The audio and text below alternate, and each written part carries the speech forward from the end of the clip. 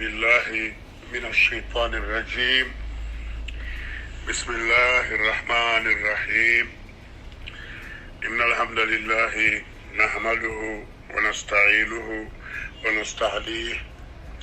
ونعوذ بالله من شرور أنفسنا وسيئات أعمالنا. من يهده الله فهو المهتدي ومن يضلل فلا هادي له، وأشهد أن لا إله إلا الله وحده لا شريك له، وأشهد أن محمدا عبده ورسوله. أما بعد عباد الله، اعلموا أن أصدق الحديث كتاب الله، وخير الهدي هدي محمد صلى الله عليه وسلم، وشر الأمور محدثاتها، وكل محدثة بدعة، وكل بدعة ضلالة،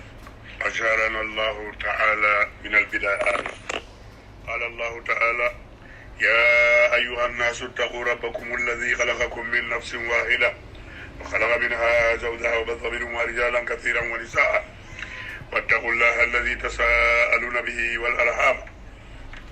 إن الله كان عليكم رقيبا. يا أيها الذين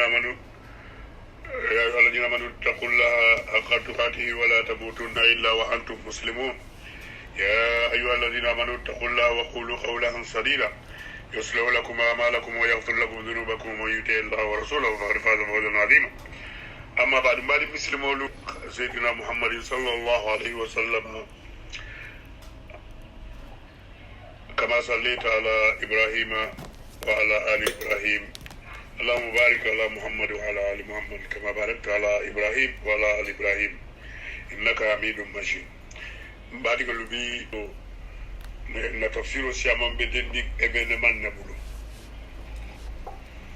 ni metara suratul kafirun le kono ala ayala banga men ko lakum dinukum waliyadin min na tafsiro be burla wala ka ni soro yin irater to la ko ayatu al bara'u al wala wal bara irato wala wala munna parce que yemenu kelabi kafirolu kakila sallallahu alaihi wasallama ñini wala ñini ala ko agoke ala natana ibang wala ma mo moti Christmas, fête Noël 31 wolu célébrer ko o sifa dole négociation nata kilama kapatan kures kafirolu ma ala ko ayan ko ameno benna alu la dino balulali idemola na dino be bulu nan dingala bi na mo menu hakilo tiya tatubabu bata menu saraki la dino yipina ni durje ni muwato ibe azhar la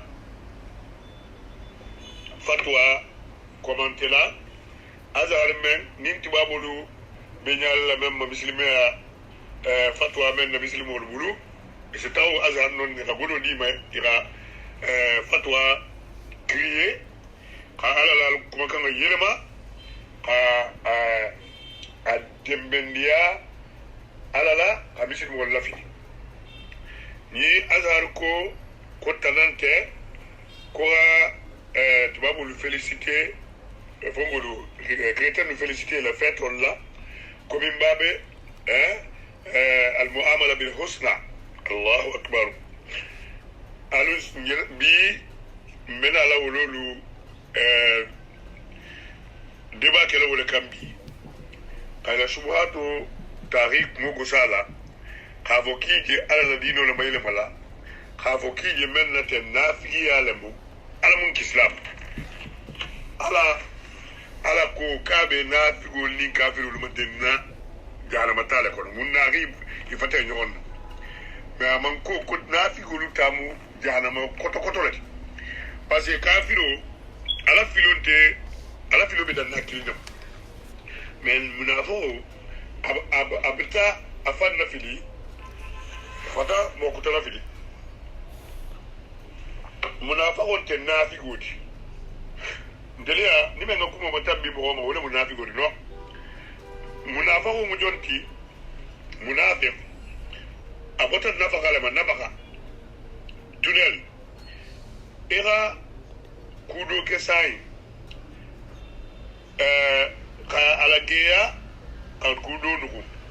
par exemple era ifan ke sallati me konoto salon ke iman lala era ifan ke misilmolu la groupe uti ikonoto wontiti c'est-à-dire abota suturo lama ka la bara kuruma nugu ka bara ni maita era dino do ke gela iri nugu ka tano ke nugoto e wala munafiq wolu la masibo membe dino ma tibabulu men ko kinta ala ko to wala masibo wontama donc ayo yi e suratul baqara yi e suratul kafiruna yi karamol ga to ko suratul bara e ga to la fa suratul ikhlas ikhlas fula ñu ko le mat al sa be say sura fula qul wallahu ahad ni ibe to lata sura kilinala alum na nan na fongo man mana di al wala mano mujumanti ala ga ya marle kom na mumino lolu wali yoya bisu yoya ni ga me walao wala mu kanoti wala mu blankoti wala mu kafunyoyati wala mu njogom matangoti wala mu jigiti alga jigi njogona alga yele njogona wala to wala a contraire la mu baraat alunga ala la me suratul maida kodo aya bilul ni lulu aya bilul ni woro ala ga men fono ako innama waliyukumullahu alu bisu nyolu aluga men kanu aluga kan alni men ga dum aluga bo aluga men la munun tan nyoya aluga kan alni men ga barakilinke ako ala la moti wa rasuluhu ana la kila walladhina amanu anim mu'min ton wandata alladhina yuqimuna salata alni men besalu la lola wa yutuna zakata bijakodi la wa hum raki'una ama zakita saluma imam besalla ومن يتولى مغمن نفسه كو كجاكو دي بيسالو كو نيبو نو ديغا نفسه كي دي بيسالو تو انتري ني مومنتي ركوع جام سالو لموتي اكو ومن يتولى الله ورسوله ممن على كي كارنتيت على كو ينكو يغاينكي روكي على كو كي كارنكي كو يكاروكي ايغادون على سلولا كابو على سلولا على كلو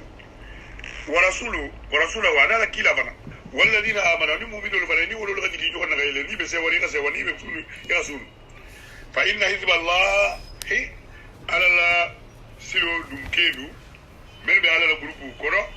هم الغالبون أقولوا بي دي سوتلا الكيامة نغسيني ولا جوت ولا بندار الجنة على لا يا ماري مؤمنون فنان جان أتبا كيلا مؤمنون با أقول بنيتا سورة التوبة aya bi wolu la nikili ala ga ya marimunna ko nga mu'minolu wali yoya a mu'minolu khere ako wal mu'minuna ako mu'minolu wal mu'minati anum mu'minu kemal na musmalu ba'dhum awliya'u ba'd ikoliyanko namano ni ko mu'minuna tanta odro may mamna mu'minatu ti ibe mu'minu ni kemani musmala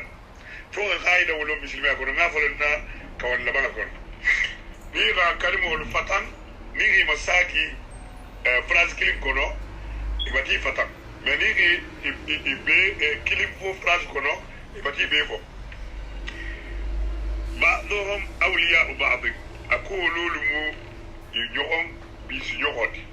ululu mu yujon kanunket ololu bu yoon ku mutajoti ololu be holiday fête lu célébrer la yoon بعضهم أولياء بعض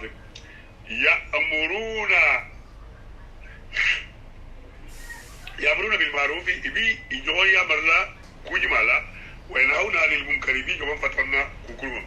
ويقيمون الصلاة إبي سلوا لولا ويؤتون الزكاة إبي جاكوديلا ويطيعون الله ورسوله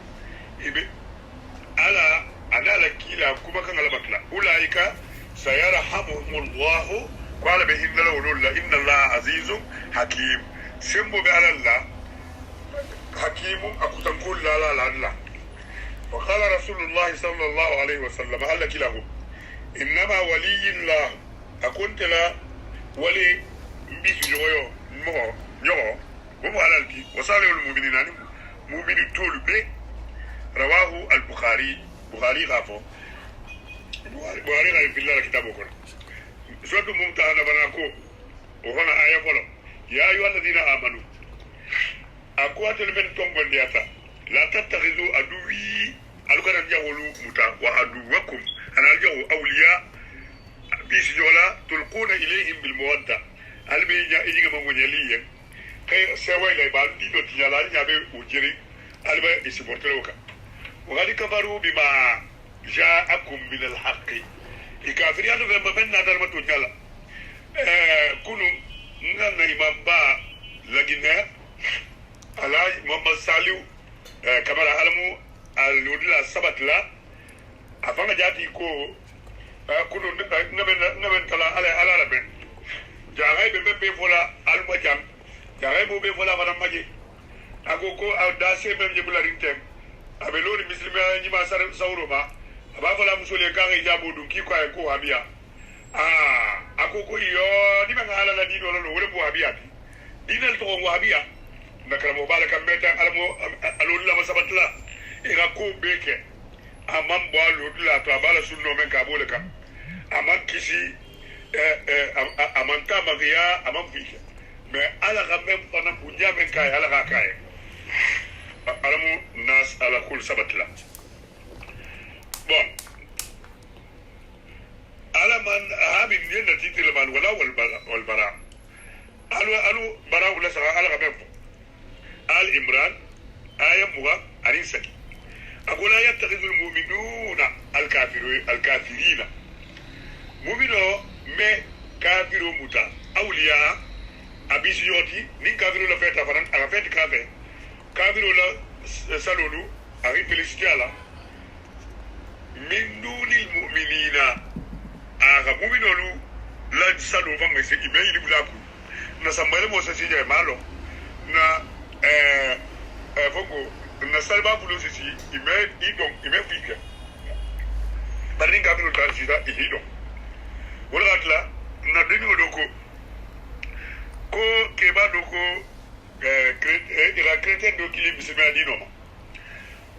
ko e binyala nga do bisima dino kiyo ko mi bani kala e khanje alla fait lu cérémonie la lu kili alla ban nasalo ni la salo yinu ana alla fait lu akena bidata akena witi e khanja absolument la ko malje ko be ko ni de la fait sita alla mo holul se dolomi alla mo hol se ta dalzindilla alla mo hol faman delisa ta batule ke tesa tinyar ka sia telki ndense no bola na batu to kata alla utinyaru ka kwalu dimusulu kon dimusulu ni ko rota ko na dindi kilimbe ko rolala mel bebe ko rolala be misilbol kon jel wonna dino to je kata ta la dino to di mbari ga bata je di mo ko mayle mata isi do ifan do ya si la dino do ya awa ala bole makulla يتخذ المؤمنون الكافرين أولياء كمؤمن وكان كافر وكأبي سيوخدي من دون المؤمنين مؤمن تنولا ومن يفعل ذلك أقول من موكي فليس من الله في شيء إذن على كوتو على انتي لكوتو إلا أن تتقوا منهم تقاتا فنا غانتر يبتفق تغالوا لما كنا لما كي غالوا كم كنتو ويحذركم الله نفسه دودم من من كن يعفلوا ويحذركم الله نفسه على بعض مسلنا أفعل وإلى الله المصير قال بتعالى على لها من جنا فالينت قالوا كنا 31 نبي كان سيلوري قال بتعالى فأخبر الله تعالى أن من والى الكافرين فقد تبرأ الله منه أبتاعي تجنسلك كوني من بلتا كافر لكو إلى فت لغا سيلوري كواتي على من قبل إباري لا alunga ta suratul mujadala aya muga anifula agula tajidu qauman ala ko kime mo tara yu'minuna billahi min yatumundiyal alama wal yawmil akhir ani al qiyamal mushrik yuaduna man hada allah ibe mo wal makanula ala menu ala jawiya wa rasulahu ala la kila faran jawiya parce que la hay la fi la maful lam baro man fatan ala yuaduna man hada allah من بألا كلا يوادون يمغو كنولا هذا الله من على كلها على كعجبون ورسوله وكيلا كلا كعجبون ولو كانوا آباءهم ومغو هل وتاتك إبابا لك أو أبناءهم هل وتاتك إديولوجي أو إخوانهم هل وتاتك إبارين لولي أو أشيرتهم أو بيلا فاميلي ayoyi almami samori ture aga ayoyi pratique anigoma tubabu la ko be kata imanna bola la jihadu kam itada digata kabadi santanni fula ka sunya maga ta karangi ila ide ta kabula digo moto dibiga nata akurali na bata baluya tubabu la ko gulu magala na kataga lalu abe mo holla karana anglais la université la hake bata amano ani français la université la sabe kara fani mala kurani holla la kiba inta samori ture diga inatati ababa bata jihadu la jandi diga bata jihadu la jandi da la jihadu khadino la gwa mo holien ka mo holla tubabu hakilo dum mo holte ko be jikalabi samori ka diga katu amame aga muta ka akan kuntu jama betema khafoko khayin fotba boliye konna dino mama fali halin digalla wala alumna wala sa bengal moti samori nya wala windi barigalu mangata surat zoro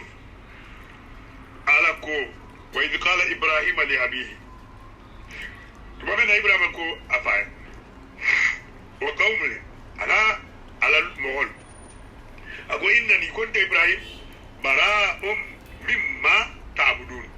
ألبي بلانكافيا منا ألبي الله سيلبراسون منا أقول إني سقيم أما سو تعالى أنو أتتعامل بفورسين أما سو ها أنا دخيل يكون مخيل جلب البيت كما كنت بيتك إلا الذي فطرني كنت بطن باري أنا بيبنا فو منصوب من عندها فإنه سيهديني ومنصوب بمثلين وجعلها كلمة باقية في أخمه أغيث الله ديك الورم بينا قالوا كانت تريلا قراندوم يأكلون ينتو كانت تريلا باترا ينتو ألتو نسلو ينكو إبتامي ولا لعلهم يرجعون alako isisagi dino lasiyum womu oti wofanan kola silan alaka mbari al yahudul makon kana anin nasara lum kana buleko o ni kana suratul maida ayat bidulu anin kili qala alako ya ayyuhal ladina amanu akal mu'min baraton gondiya la tattakhidhu al yahuda wan nasara awliya alkana yahudu nin nasara luke alu kanum tiluti alu bara jolti alu bulam be molu kodi ba'dhum awliya ba'd akoy tulul khatta kanga jigi jo wonna gayle jo wonna gayle honkal wa man yatawallahum nimen bulati ko minkum alto fa innahu minhum kitamu itirut inna allaha la yahdi alqawma adh-dhalimin ala min zalimulu kanda fanahallahu almu'minina an muwalat alyahud ala والنصارى يهود النصارى على يا ماركون كان il a fait le célébrer con gana bule ko con gana il dino di felicitala wa bayyana lahum hurmat zalika awla haramiyata min azar qatala dahabi kana bule ko wa akhbara anna man walahum fa huwa minhum ili fatra ikirete yahudu inasara ili van abu ala kambe koni bulati ko bata ke doti donc ni la fête célébrer al yahudu le muiti an nasara le muiti وبين سبحانه وتعالى على كرمايا أن موالاة الكافرين سبب لعن الأمم السابقة من تؤمنوا تنبتا إذن كسابو كتا ولد جاغا البلاو من يسيانا لكمبي جاغا كورونا من جبولا بي جاغا سار من جبولا بي جاغا افيان من جبولا بي أبي نجيغو لمو كافرون بكيارو لمبو لاليكو كافرون بي مسول نيكيل مسول نهالي جبا نمبو لاليكو كافرون بي كيلي كيل نهالي لمبو لاليكو voilà wololu be je bolata alo ala la me ala même fo fanan koto ako la lu'ina alladhina kafaru ako mo wolu tankata men kafiriyata min bani israila golto ala lisani daud wa isa isani ibnu maryam ni daud ngaka zalika idaka ko kata munti bima asaw diga ala soso men ke ani kinyaro wa kanu yataduna bini tate nani la tambo kala nani la tambo iko tubabul jemen kala biga legislation no fediro le contre an telefona na voye ala hayri wala simen ngala ako kanu wul tartale la yatanahawna an munkarin fa'aluhu kinyaro men bebe kala hajun tala mi jogon na fatama la biza ma kanu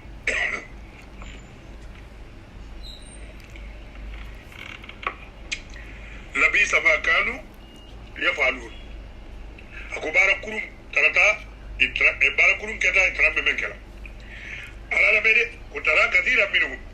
إذا موسيا منجيتو يتولون الذين كفروا إبه مغلو كدولا إبه بولا مغلو كو إبه كافروا لا فات السلبري لا بين ولا كفريا لبيس ما قدمت لهم أنفسهم ni lu kay jor fem memma am buzo mi ni jor fem ni lu jor fem baru memma ya o kada bara kurunti an saqata Allah alayhim qala timintim wa fil adab hum khalidun ko ya ngado dum bana ibe tula wala kono alga koje tabarra an-nabi sallallahu alaihi wasallam min ahlihi allakila sallallahu alaihi wasallam afan bari da afan bangala family inna ala abi ni an amru bin al-as qala amru bin al-as wala gain hadithu billako sami'tu an-nabi sallallahu alayhi wa sallam nakila kamme alam kizoni ne mojidlama jiharan ghayra sirri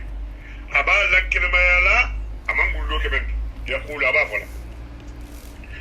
إن آل أبي كمبا بالا فمي ليسوا بأوليائي ولم تنوى نكالو تلتي ولم تنكم مدجولتي إنما ولي كم مدجول نكالو تلتي الله ولم علتي وصالي والمؤمنين مؤمنين ولكن لهم رحم أبلها ببلاها أكو كبري بريلا silo men be ni tema sola وصلة الرحم نزول دافع وبا نعمة فتبرأ النبي صلى الله عليه وسلم من أهله كلا أغيباري على فميلا لكونهم كفار قد ولتم مكابر لوت ونفى ولايتهم عنه كان ولا كمتجوه أغيب ويوم أو انترنيفيو فهذه عبارة نصوص القرآن والسنة نسو القرآن ونسو أن السنة من غاية كويت من كايغا سيلبراسون كي na imam ba alaji Muhammad Salihu a wala ke son la sigrin kadimi de be madi akona albata chrétien je lundo iballa fetu célébrer lay ko mije albata chrétien je lundo iballa la yema fala imake albata chrétien je lundo ibalu jela ibtala alla luluma ubia dal jingilla alla fetlungo ko bimba be usul ziwari ko ci ko waji ma yalla ko faranga jagali gando nga feti ka alla fetu la albato je lundo ay ko ki maje donc ko donc joj alal bulo leyle ko ala la fu ko lakum dinukum waliyadini ko est-ce que almem bi jak chrétien de malti iko chrétien titi atel mu dina jom mom digoti muslimo dino le malti muslima dino le nati la fête unity amannet donc atelbe al sellaidi albi la fête mi célébrer silai John sellaidi ko bi la fête mi célébrer la hido ga ko ke dolol mami mo kilimi da ilai donc ibata la hido tama ki make asi ita bana la hido tamma ko mislimo na miti ko ala ko ila dino bi bulu na dino bi bulu iso la hido tamma fo 31 lu be tala fête kala la ya tari donc dolobi hali ba dolobi ga tataru le boyma idin dolobi jogol bi dunni jogoto le boli jogoto ila dolo sumo be dunni to e bole kala ba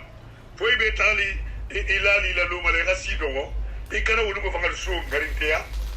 e bole kala voilà donc allo la sala bon marigolo mum ngamulan na tafsiru mayele malabi ngam marigolo le je abena ala ko na ayuluti ko shubhala ko azar ka dalilu wala nati na azar la fatwa karanna ila ta dalilu benti eri ni filita la karango ila fula gema ni la gema ni wule ma membi kunna ni filita ala se londo busile etigola ni filita ni ila ala tuye katamri yake ili la londo be ala sa busile ko bala amla londo busita la nyame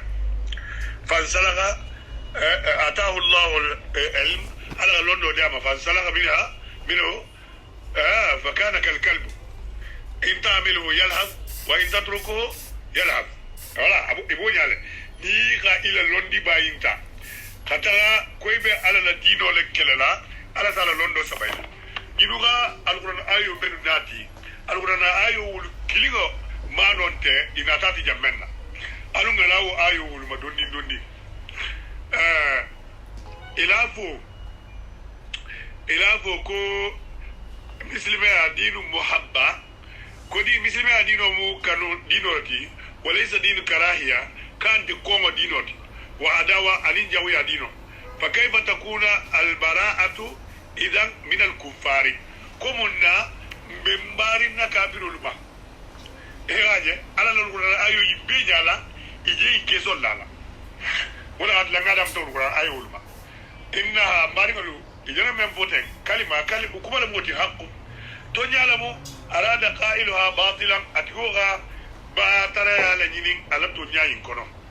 ila naam al islam dinu muhabba dino kano dino la muslimat walaysa dinu karahiya kon dinante wa adawa alin jawiya dinante lakin laysa maana hada marigo ko donte أن المحبة تكون للأشياء والمعتقدات الباطلة كو كانوا سكي ولا سكي بس كانوا دو ولا دول مكانوت كانوا أخصوا ولا أهم ولا لما أبيتوا بالعباد ni غافو مغو ينكي بتا مغو كيولا وليوتي إتاتي ناتا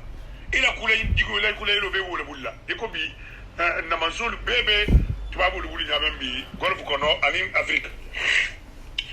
iman asiatique lu ketati tadanya wala sabu la passé tellement iri fangala ki fangala wali yuti man tubabu lukat donc مثلا والمعتقدات الباطله المبغوضه لله alaga phénomène comme alaga phénomène de quoi alaga iti le ko phénomène mu flankafiati kafiriati wonte kanuti فمثلا أهل الإسيان مارين مبيسالو ديليما تيار لالو الذين يرتكبون المعاصي من بجنبول كلا من شرب خمري دولمين نبا وسرقة أنين سنجار لبا وقتل أنين فار لبا وزنا أنين زنا وظلم أنين توجيه وطغيان أنين ناني لتنبولو هل يقول عاقل يالا حكي ما سيفوبا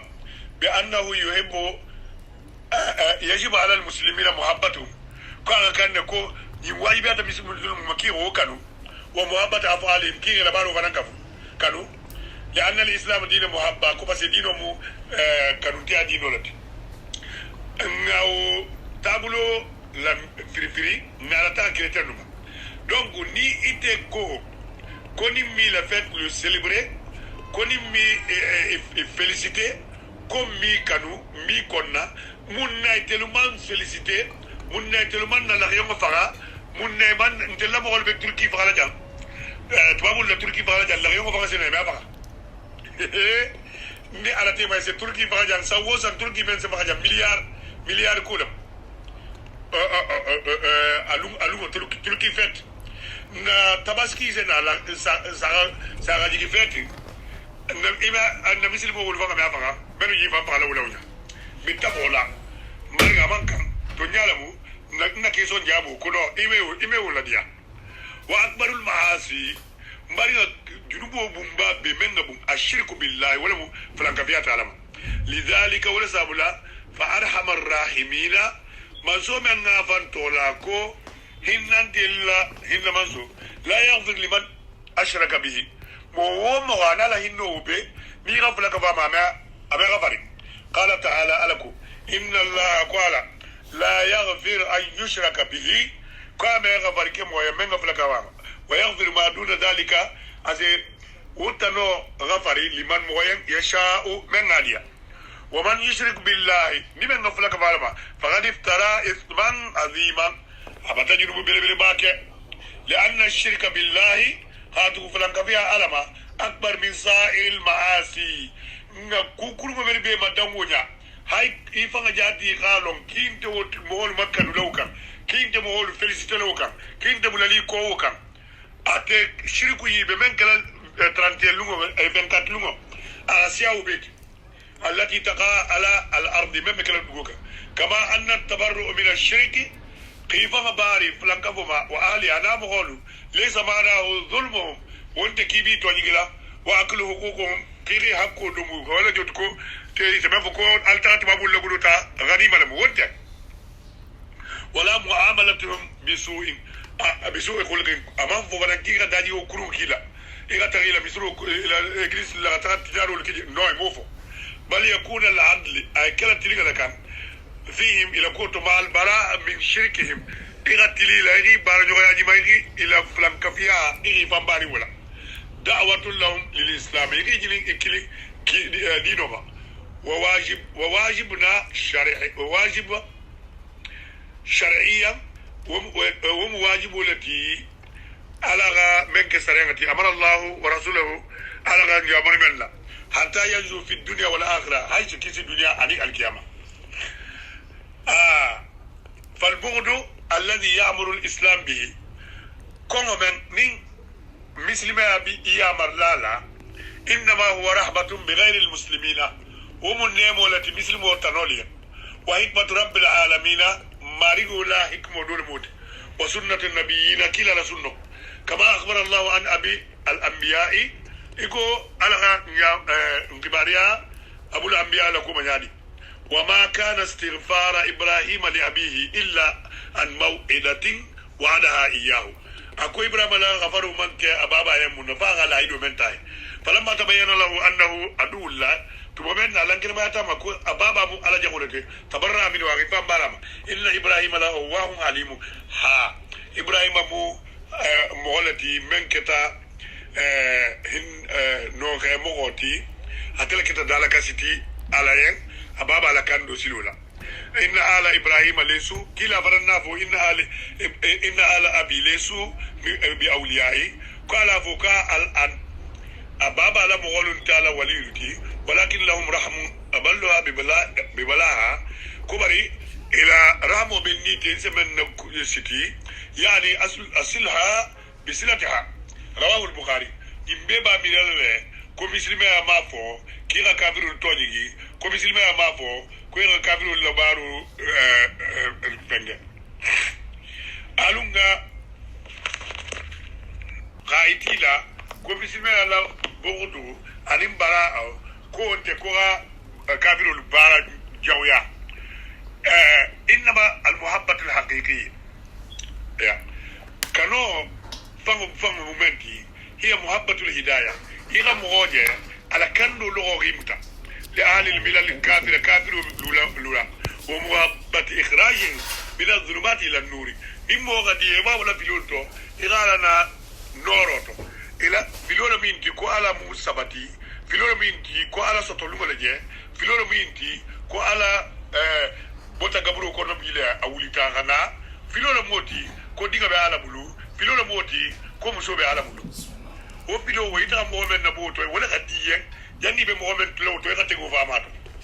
wal khawfu alayhi asla min khusran ad-dunya wal akhirah dunya ni arjama kasarula parce que dunya kasaru ala si al balawul bumbata ala mo yikam iko corona jen kanya membi imatu ala kufrihim ni fata ila kafri aykon fa hadhihi al-muhabba al-haqiqiyya كانوا الحقيقة من ينتموا إلى نقول ما مغلق كانولا التي من متطلباتها بغض ما هم عليه من كفر بالله ورسوله ولا لنينغمو ولا لنينغ دومينتي إلى فنكم إبلو إبمنا على كافري على علما فلان كافري على علما كعلى نني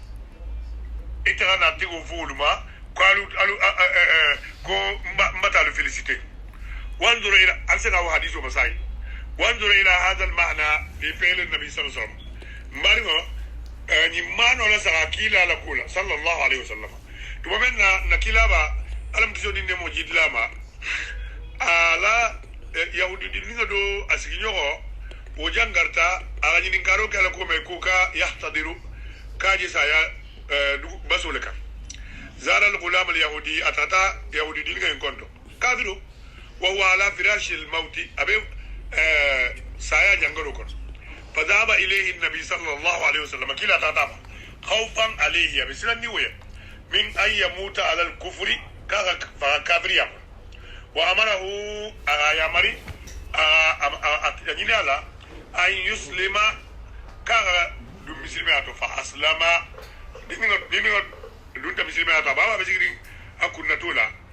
akoko aslim taslim kila ko kisi du muslima to se kisi baba la saka baba ka saka ko ako ajib abul qasim baba ka diga ko abul qasim jabi adwa baba mu yahudu lati dine ko ashhadu an la ilaha illa allah wa annaka rasulullah afghata wa kharaja an-nabi sallallahu alaihi wasallam kila natana bo كيزون إنما من عنده ديني عندلا وهو يقول أبا فلا الحمد لله الذي أكوت أنتو بمنسو من أنقذه بي من النار من نال كيسيتا ما نتيا إنسابولا مباريو يقول مكو كانو يقول مكو مغودي لندو اليهود دو فنم متمبلا على اليهود تمتلا بي لما وصل ملك برود الله بابا ديلا او التاغيلو سايبول والتاغيلو يكو انكم يكون يهود لهم اكو كو افومن نيلنته اكو كو افومن نيلنته اكو والله كستا امريكا كي كسلمون اكو بكسلله كنا نيمن نكسلام ان فلتت مني وني وبتا ملوما لكسي ماري يقول محبه ما اتي المحبه وانتدي قيل سبتي كافريات يقول البعض دول بابل أن إلى سوا دول من أن اليهود والنصارى ليسوا كفارا قال اليهود والنصارى كافرون تولكي لأنهم أهل كتابي كما زي كتاب ينقولون وأصحاب أدياني كدينا مقولون مساوية كبسامة فكلها من عند الله إلى دين وبانين دين وبابين فتني على الله ولا فرق إذا بين المسلمين وبين اليهود والنصارى كنا قال اليهود والنصارى دي مسلمون أبيكي هذه الشبهة مارين هنا كونفيزيون من جندي وتواتر على كثير من خطأ وإليه بيان الحق فيها أتفهمه إرر كلمة إرر سيامنم إرر فلو إلى فوق يهود والنصارى لك كافر تيتي مارين هنا القرآن نيمي كتايت فما جاتي بتا كافرية القرآن ما صريح القرآن وسنة النبي كلا لا سنة القرآن يبتا كافرية ولا تقول له كرايه كاي إيجا قال تعالى لكم لقد كفر الذين قالوا إن الله هو المسيح ابن مريم على كوكو مول بتكافيا من كوكو على كو عيسى دينو مريم دينو عيسى كو لمو على تي مارينو على كوكو كافيرو مويتي جان من كوكو كريتا يتنا مم ما سو ولا ابو جواب بيتنس كولا مي إني جو بيتنس ميدن كوكو تبنانا نو كو على تاتي جان يتل كوكو على ماتي جواب بيتنس كوكو على تاتي bari ala digo mati ibe ben tawba na boye ngata aya nimu aya suratul maida ni baji ninga aya bi wuru la nimfula ngata suratul maida man kono bi wala ni sama kilima laqad kafara alladhina qalu akum ko kafir ya tamelku inna allaha thalithu thalatha ko ala sabalati ala musa ala sabo kilinga lolati wa ma min ilahi iko alantije illa allah illa ilahun wahid ala menin ngakanga bato sen nafa abatu baliya sen toro o ala kilinati fahum zamu anna isa ibn maryama ilahun iko ko isa mu ala lati wa ba'dum qala ibnullah dol ko ala dingale mo iko jobe witness lu témoin de Jéhovah donc ite bata ala so jang ite bata ala alqur'ano demanti jang mbari ngon sila ko fo jadi voilà ibata ala masoso ibata ala alqur'ano demanti ngata aya kutafanama suratu tauba kono wa qalat alyahudu qala yahudu ko uzair ibn allah uzair mu ala dingalati wa qalat an-nasara ko al-masih ibn allah ko isa mu ala dingalati zalika qawluhum ila kuma la yoti bi afwahihim idaluko yudahiuna qawla alladhina kafaru ibqula la kafiru lusilu lakan qawlu kuma kan masagi min qabl man batuhu jannitul binal qatalahum allah anna yufakun ala bi halagilale hilo jawoja mari ngai faranse so yi trago halagu kono mbata ayu karaye nakila fanan kuma kan karaye bukhari ga muslim ga ben hilla ni ko kila ko wallazi nafsu muhammad bi yadihi akon batan kaliman sola muhammad ne be membu sallallahu alaihi wasallam la yasma bi ahadun min hadhihi al umma akumo wo men te kamme dunya kono bi han dunya ga taballum be isa bolo ma umma qatatu moma han dunya ga bambiti dunya be mu muhammad lati aw ako yahudi wa kana yahudu tiba wala nasrani akata nasrani tiba thumma yamutu aghfaga ukola walam yu'min billadhi ursiltu bihi amanna tongole femma ala gamen kimma illa kana min ashabin nari fa ke jana madinati mari ko kila batayi tila ko kafiru lo miti kafiru lo metra jana ma bon ila erreur fulan ñol joti ila erreur folo joti ila erreur fulan ñol sila mari wa ila vo ko annasala lun ke kafiriti ko dina tigo lolu to nyala mo dina tigo lolu miti sa fo ma ahlul kitabi isa fo ma ko la dino bota sanale ala wo vanna sabatile na kitabo gono fa hada qawlu haqqun maqsudun bi batil akoy vanan to nyala mu bari ala nyini alla nyini mu batara yalati fanya laysa mana annahum ahlul kitabi annahum mu'minuna ila ke ahlul kitabu wonde ki mu'minun لأنهم كفروا بالله ورسوله بس إكابريات على ما نال كلا فاليهود قتلوا الأنبياء اليهود الغانا بهم ألفها والنصارى ادعت الألوهية في عيسى النصارى الكوكو عيسى مو ألت دونك إذا ألت وكلاهما يقربوا فلوبي حرفوا كتبه إلى كتابه لما يلمل وفرقوا بين الله ورسوله وآمنوا ببعض وكفروا ببعض قال انا لكيلا الفتن قال سون الله كيلا دولما غيبا دولما فذكر الله مسيرهم على نتونا ولا تاركوا لا فيه سوره البينه ومسوره دوما لولتي يغا منكر ان الذين كفروا اكو ما لا يسينجي جوجا يتابوا مولكم فتوى عند الحاجه مبولا ان الذين نام بين على كما كان على كيلا كما كان ان الذين كفروا على كوكم وبين بكافر من اهل الكتاب الكتاب مو ولا جول المية من موجة والمشركين أنا أتنا حرف عطفتي كاني مشركين ولو في نار جهنم بجهنم كونو خالدين فيها يبدو مرينجي أولئك هم شر البريئة كل المدال فين بيجهود مرينجي يمو جن نسلا يمو جن نسلا أكو فويل للذين يكتبون الكتابة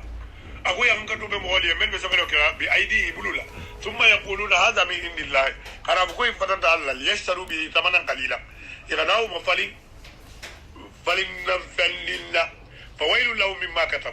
كتبت أيديهم يقولوا كمان سبب وجاء ينكتب بيموتوا وويل لهم مما يكسبون يقولوا من فرنسا تلوتوا ينكتب بيموتوا فاليهود والنصارى أهل الكتاب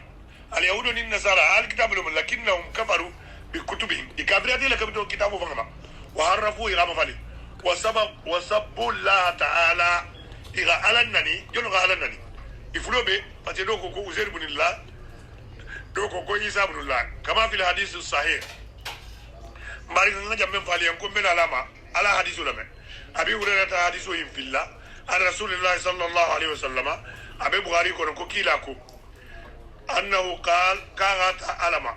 ko alako sallallahu alaihi wasallam subhanahu wa ta'ala qala allah qala ko kadzabani ibn adama kan faniyandi na jongo agan faniyandi walam yakul lahu dhalika anin man kan وشتمني أغنني ولم يكن له ذلك أني ومن كان فأما تكذيبه إياي كان ألنتلا مسوسو فقوله لن يؤيدني كما بدأني ألافو كنت على ساقلا يكون أدام تنيامي ولا جوتي أنتلا ولا نافاتا وليس أول الخلق كو دالو فولو بأهون علي من إعادتها ومن سونيان كتمي دالو ريتابيلا نيغا وتو كرومو جونجونغا تادو نموغول بلولا غيني كوت ديفوار سنغال مالي إسالا ولي إتافي كا يجي دوغالا بونيام بار اسكي سينو دامو تلا يراكي ونيا ماكي ونيا على فدان كوكو ريتابيلا سونياتا كتمي دالو فولو لا تدنيا دالو فولو واما شتمه ايايا اكون نجو ولا نودون فقوله الا فو اتخذ الله ولدا كون ديغا بمبول وانا الاحد الصمد كنت الممكن انت دندين فنا فنت دندين انت دندين فنا بيبي دندين كلا لم الد من دين سوتو ولم اولد بومن سوتو دينتي ولم يكن لي كفوا احد اكو de ma bagantenna sinantenna de ma bagantenna Bukhari la gaimben wa shatmu marina naniro al wasfu bima yaqtadi an-naqs naniro menti igam ho mankutu fenna memba nasila wa eko ko dajamo mo stumo ke jaw koto wala mo naroti wa da'wa al-waladu lillahi dingala ababa kili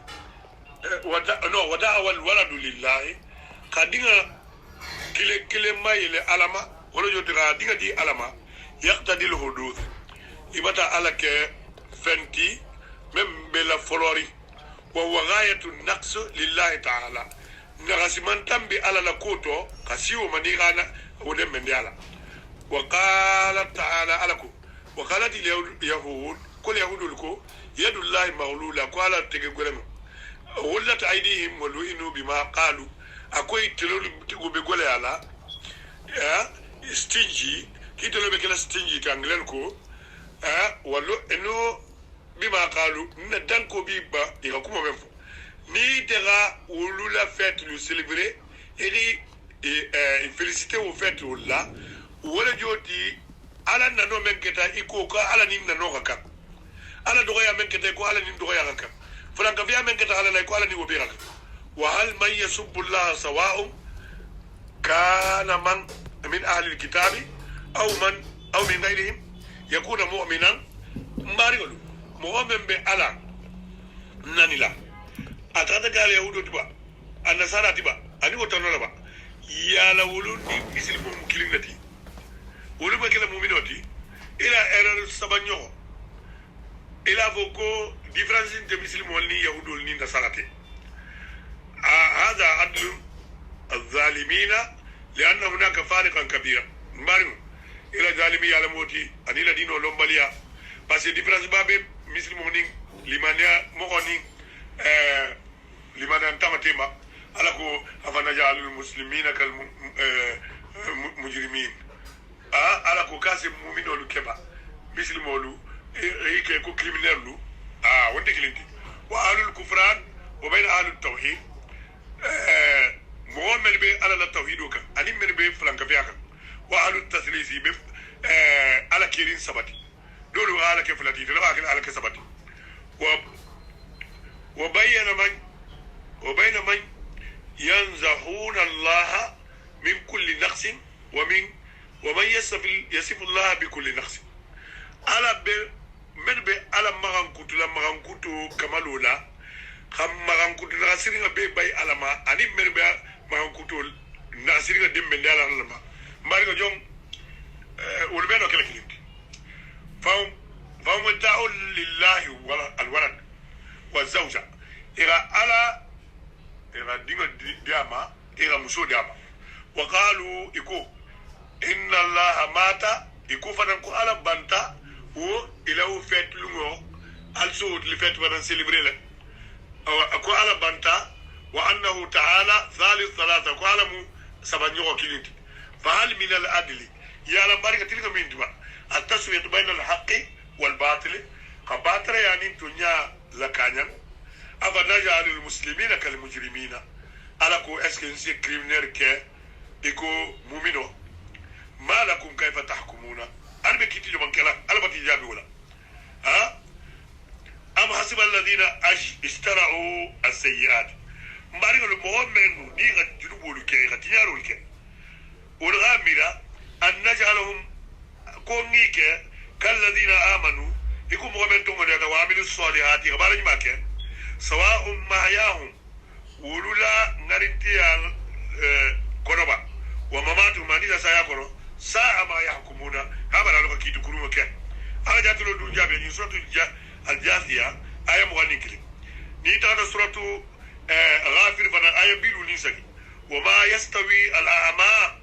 أكو مؤمن بفلو كنو والبصيرانين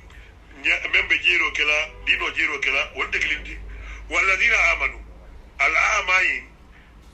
أبين أنيا بفيندي أنيا بفينجري أبين تعملا أنت كوني هيرو لاباجي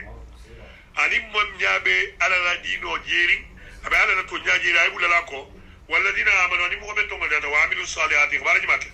ولا المسيء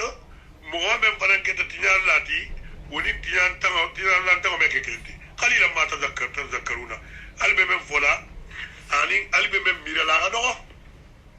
فكيف يسوي بين أهل الإيمان والبصائر ماريو لمن أنتوني لمن يبالو لمن أنتوني كوجيلا أزوني كافرو ني أباربالو ككلينتي دي متى أفاليين كتير من تسيلين إلى مغول بارنيوغا نيمالا bari ila flankafia iri fang baba nata ila confusion ate azaru la confusion sawanyoba yongelo bada annal yahudu wan nasara kufaru iko ko kabirin doti wa yastadilu ala annahum mu'minuna wa hum wal muslimuna sawa'un ko lu banambe mu'minu gul bulul to yimmi minol bekili ببعض آيات القرآن إبيدني القرآن أيو من لا نافلا لينكم وفولو نقول سايتا لنكوي نيغا على سوسو إبولة الدنيا كلوكو على سالة دينو بوسي إلا على لما أكو كلهم آمن بالله وملائكته وكتبه ورسله يغاكي وفين بيتي بلي أمغول نين فونغو إنو ملبسون إتراتا سورة البقرة آية كما فلا آية بيسا كني لولو مؤمن مع القرآن لو نيغا انتاتي متنساي كو كلهم آمن بالله وملائكته وكتبه ورسله كو إبيتو مندياتا علما أنين كيلالو أنين ملايكولو أنين على الكتابولو كتبه إغا انتا أكونتا تيما كما أول مكوما ياولا على أيمانكو سورة المائدة آية بيسكي أنين فلا أقول ولا تجدن أقربهم مودة للذين آمنوا كويسا جي مؤمنون القديم ومنيا الذين قالوا كمنكو إنا نصارى كو نصارى لمنت ذلك كو سابو بأن منهم قسيسين كو قسيسين وربيتو ورهبان عنين رهبان له وأنهم لا يستكبرون إلى دين مغولو كنتي فانتم نيالا وقوله تعالى يا أيها الناس إنا خلقناكم من ذكر وأنثى المغول نالدا كيني مسولتي وجعلناكم شعوبا نالك ناسيون وقبائل أني قبائل لتعرفوا قبيل التفال سنقول إن أكرمكم عند الله أتقاكم قالوا بيتوا في زمن كي على من كتاب الناس إن الله عليكم عليم خبير قال به لندو كيرين أبي خبارو كيرين وفي سورة الحجرات آية نسبة بري على سغاية الجنة آية التجمع ميت على فا تلغانا نغا آية دالفا نغا على نجيني كجيني على تلك الآيات آية من يوتي ليس فيها دلالة دل ودي على أن اليهود والنصارى مؤمنون كو يهود والنصارى مؤمنون ميت أو أنهم والمسلمون سواء كين المسلمون والمسلمين لأنهم بطروا ما قبلها إلى آيو كنت لأتيمة وما بعدها أنا أدمتنا كنت ليلبسوا على الناس دينهم على كل مولى دينهم يكملوا وأمثال هؤلاء ومو مثالهم كمثل من يقول قال الله تعالى ولما يكون مؤمن بافولا قال كو لا تقربوا الصلاة قالوا كنا صلي سورة النساء آية بي ناني أنين سبا أنين على كو فويل للمصلين يعنقنوا بسال المادان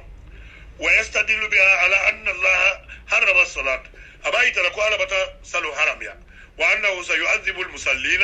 كاسي سلم قولوا يعنقتا فهل يسيح ذلك يسيح ساعة فسيني غوف مولين مما القرآن لون أما القرآن دام تولون أدونا لون كوي القرآن لكرنا ينكين أبا فلا لكو أنت سلا إبتاجي بون على أدامتا أقول على أدامتا لا تقربوا الصلاة وأنتم سكارى قال كان يمسولون سلولا ألبي دولو مندي إذا كنا لا تقربوا الصلاة وأنتم سكارى موناتي حتى تعلموا ما تقولون على قالوا لي من فلا وكتا جنين دولو بحرام يالا كدولو ينتريني دولو حرام ولا وقال تعالى فويل للمصلين على منكو كوي هنكتو بسالي لاليان إما أمندنو الذين هم عن صلاتهم ساهون كمن بي نينالي لسالوكو لا ترام كل في صلاتهم ساهون بيسدون ويلو كنا الحمد لله على نعمة أموفو فعندما تتم الآيات آية ببنات بماريو يظهر المعنى المقصود بها أمانو بلون ما أمة الناس ولميولو بون إنا إلى كم ورجع بسلم الآية الأولى آية فلو قوله تعالى كل آمن بالله وملائكته وكتبه ورسله الآية ليست متعلقة لا باليهود ولا بالنصارى آية يمكن يهود الماء أنت نصارى الماء ويكفي لمعرفة المقصود قراءة الآية من أولها آية لسادي كوما على كوكو آمن الرسول بما أنزل إليه كيلا أتمنى دي أتفهم من يكتاما من ربي غفتا مارغولا وملائكته أنا لما يقول كل إبه آمن بالله وملائكته وكتبه نا والمؤمنون مؤمنون كم على كوكو كل إبه آمن بالله ثم نتعلم وملائكته وكتبه ورسله على بيجون مجا أي مؤمنون لما مسلم مؤمنون لما نوصل تكيلاما لا نفرق بين أحد من رسله ولول بابا لكيت المسهم كيلا درما كموسى تجي إبراهيم تجي عيسى تجي وقالوا يكو سمعنا باتي تكوبا كنغمي كيلا هنا تمنتي وعطانا مطعم تبنا غفرانك غفروا ترانيا غفتان علينا ربنا مارجي وإليك المصير نتلبي تعالي تليا البتاجي سيرم كيغا تلبيس لك فالآية تتحدث عن الرسول آية بكم كيلا ولا وهذا إجمال بعد التفصيل ولا أننا آية فلما إلا ولا تجدن أقربهم مودة كويس أترى مني كيلا من غسطو مسلم ولكانولا للذين آمنوا مسلم من تمنياتا الذين قالوا إن نصارى للموت ذلك بأن منهم قسيسين هم آية ربهم برافسا الينوم الاستدلال بهذه الآية على أن النصارى مؤمنون وأنهم على حق فهذا باطل لمن يدين آية نكون مؤمنون ولا النصارى التي باطل يموت لأن المذكورين في الآية هم القسيسين والأرهبان إلى دين كنت يقولون لكم فورنجي الذين يؤمنون بعيسى كنبي من بتوغن يلا عيسى ما كان نبي وليس كإلهي من توغن من يقالم ويؤمنون بالتوراة يكو نجاسي سبحانه ويؤمنون بالتوراة والإنجيل بتوغن يلا التوراة نينجي قبل تعريفها جني أبي ما يرملا ويؤمنون بالنبي بتوغن يلا كيلا باين فرما صلى الله عليه وسلم من خلال تبشير الكتب السماوية السابقة به إلى كتاب دولك كيلا لسوى من كيلا ويكفي لمعرفة المقصود من الآية قراءة الآية التي بعدها نندوي مبارا ألونا آيو كرمين بعد أجا وإذا سمعوا كوني أمريكا ما أنزل إلى الرسول فمن يجد كيلا محمد بامي غايب تلا جدي مناتي ترى أعينهم كيسي نياجي تفيض من الدموع أبلا فاري نياجي لا مما عرفوا إغملو من الحقيقة نياملو ألو عالمي يقولون بقول ربنا مالك آمنا متتومن فاكتبنا مع الشاهدين إيران ترسفه سيدمولا وما لنا لا نؤمن بالله من متومن علما وما جاءنا من الحق أن منا تمتنيالا ونطمع أن يدخلنا ربنا دلبتا مغير قال أن ندون الجنة مع القوم الصالحين ني موجمالا قال ابن كثير أن عبد الله أن نزلت في النجاشي وأصحابه ابن كثير كوكوي نجد النجاشي أن يقولون من باريولو بما دام تجونا نجيب سلو بتسوجيا دونك بعد نجنبي إن شاء الله تعالى يمباتا يت الله كوي فتوى كنت من مجنسين نبغول تيما يغفني على دينو يا ماركيرا كريتن فيليسيتي على دينو ميا ماركيرا بولا كريتن لا دينو كو على دينو ميا ماركيرا كريتن فيليسيتي دينو لا إيكا إلى دينو سيلبري على كو لكم دينكم ولي دين إلى دينو بيبولون دينو بيبولو البارك محمد تدي جابي غبو نيوكو مام قرآن برجمو فتسي بتالا جمسالله السلام عليكم اللهم اهدنا فيمن هديت